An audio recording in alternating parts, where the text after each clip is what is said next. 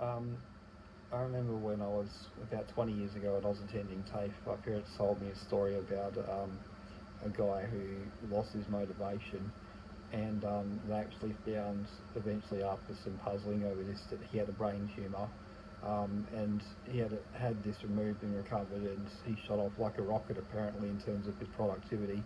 And now I've just spent 10 years in a lot of pain and then had all these teeth pulled out. And the last 3 to 6 months, I've been non-stop active on GitHub. Like there's maybe a few times here and there, maybe a few days or a week here and there where I take a break.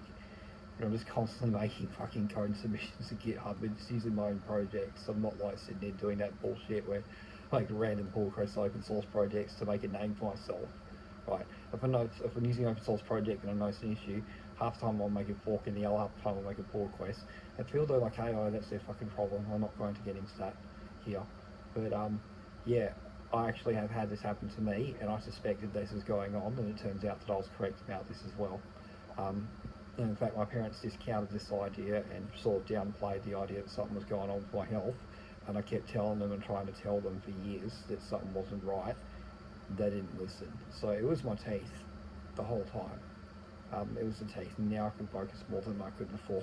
Now I can think clearly. Now, like, if people don't want me about very specific personal things, I'm pretty, like, pretty much okay for the most part in person. I'm a little sort of upset online.